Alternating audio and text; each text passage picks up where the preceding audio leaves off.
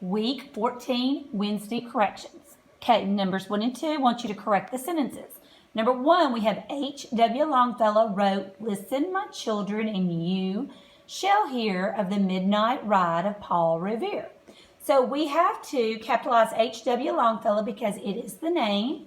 Okay, H and W are abbreviations, so you capitalize H, put a period, W, capitalize and put a period, and capitalize Longfellow.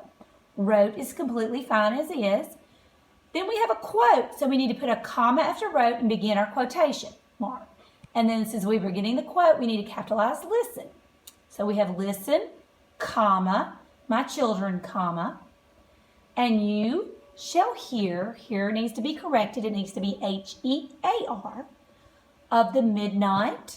Midnight should be written as one word, M-I-D-N-I-G-H-T,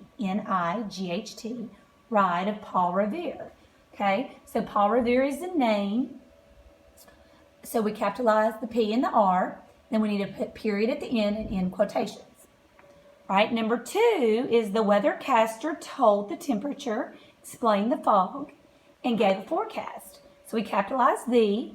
Weathercaster should be one word, and weather was misspelled also. It should be W-E-A-T-H-E-R-C-A-S-T-E-R. Told was misspelled, it should be T-O-L-D. Temperature was missing an A, T-E-M-P-E-R-A-T-U-R-E. Then you need a comma. Explained should be E-X-P-L-A-I-N-E-D, was missing the I. Comma after fog. And forecast does not need the E on the end. It just needs to be F-O-R-E-C-A-S-T and a period.